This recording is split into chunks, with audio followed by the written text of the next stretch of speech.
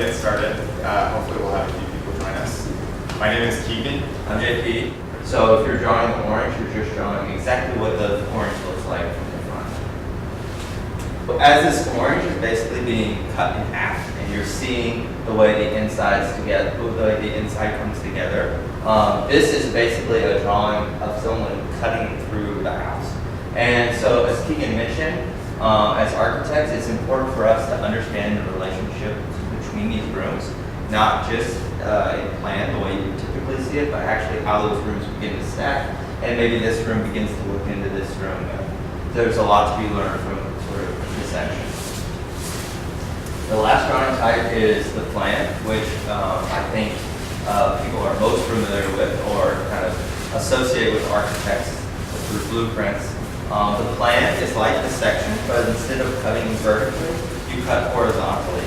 And it's basically a map of the way the different rooms in a house or any building go together. So again, thinking about the orange, sort of slicing it horizontally, you learn something new that you didn't learn in the other drawing types. Yeah, so that was essentially a brief recap of who we are and what we've done. And we'll now begin today's lesson, which is dramatically entitled Space, and how we as architects think about space. So I think that when you think about space in terms of architect, from an architect's perspective, you're often thinking about sort of the size of the space. So you would hear, and that's often associated with some sort of number. For instance, this house is 2,500 square feet. This house is 1,500 square feet.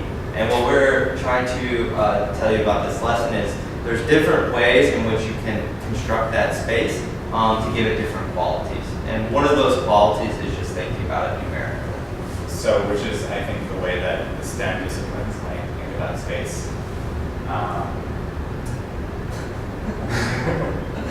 So, as architects, this is maybe not how we think about space, but we think about it in maybe more measurable terms. For us, space is simply like the air between things. It's the amount of distance, or like the kind of like the gap between things. Yeah. So we explain space first with numbers and then with feelings. There are different ways of measuring space too. There's length. So if I was to, for instance, measure how far away I am from JP, I would take a straight line, and that's a certain way of measuring space. Does anyone have any ideas as to how we can accurately measure distance in this room without a ruler or without a tape measure? Just by using something that's in the room. Often architects, when they're trying to get a sense of scale, for instance, if we're sitting at our desk and we're trying to design a space and we say, maybe this should be 12 feet. Architects have a lot of tricks that we can use to say, oh, like I understand, or I can think now how that's going to feel, how big that is, by taking cues from actual things in the room. So, for instance, in this room, there would be an easy way for me to tell how far away I am from Keegan. Does anybody have like any guesses how we might do that? Or does anyone want to guess how far away I am from JP? How many feet? Like I know Keegan's 13 feet away from me right now. How would I know that? He's not a magician. I promise. Okay. All right. So Rachel or Cindy, you guys got any ideas? Yeah, the floor. Yeah. So the floor tiles, right? So the floor tiles are a unit of measurement. Like we don't think about them that way, but each of these tiles is one by one.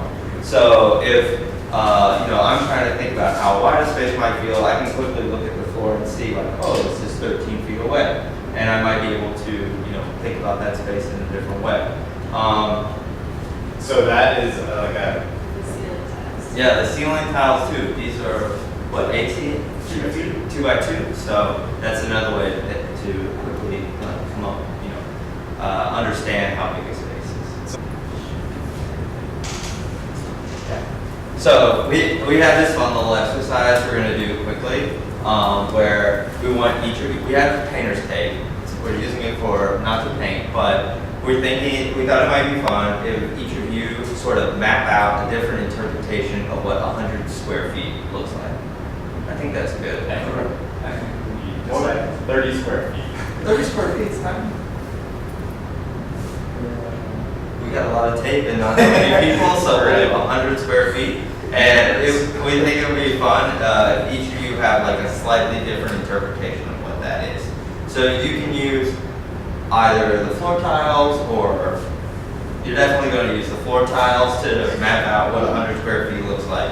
And it can be an L, it can be a triangle, you can try to do a circle, you can do a square, a rectangle, whatever you think is a more interesting or the most exciting 100 square feet.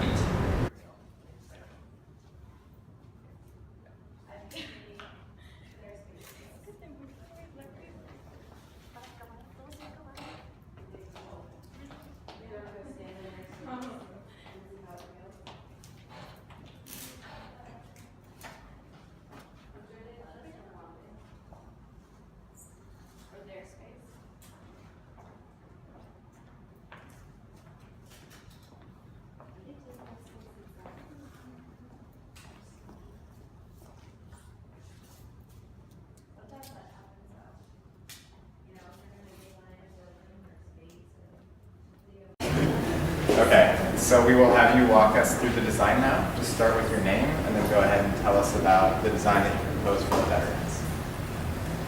My name is Jessica, and this is a house for veterans, and it's 280 by 40. My name is My name is Kiera, and this is the bedroom, that's the bed, and that's the chest of drawers. And then this is the living room, and then this is the couch, and this right here is the TV. It's like on the wall. And then this is the door to the bathroom, and this is the toilet, and this is a sink, and this is a shower. And Did you find it difficult to design in a very narrow space? yes, it was hard to like make space for the big things like the shower and chair. Okay, great job. Should we have the other group walk us through the second half of the house?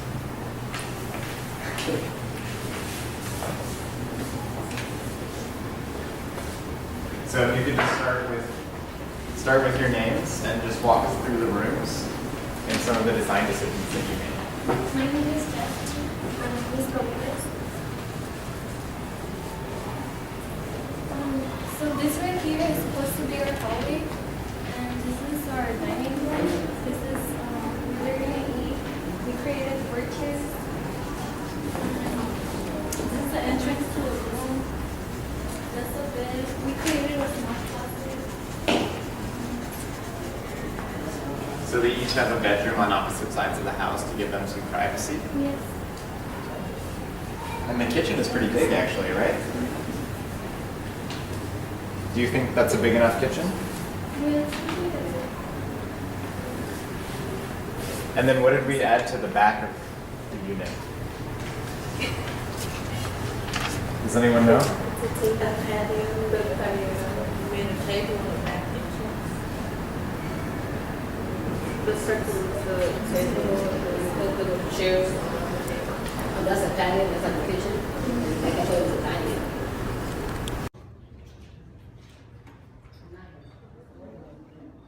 We're watching TV. What do you want? I'm showering. Taking a nap? I'm eating a croissant, a cupcake, juice, and water at the same time. Like the birthday girl. Okay, I'll be cooking a croissant. I don't know why. Because her parents are pretty.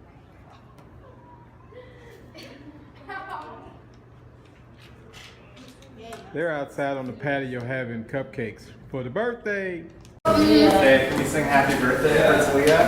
Happy birthday to you.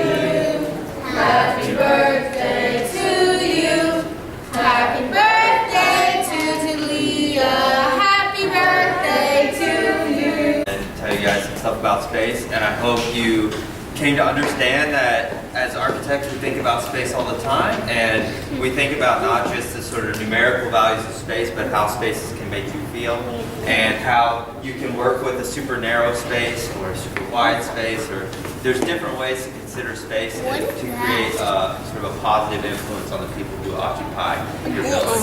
In this instance, designing for veterans, I think allows you to think about how someone might enjoy the space uniquely or differently from someone else. Yeah, so great job, everyone. Yeah, super fun.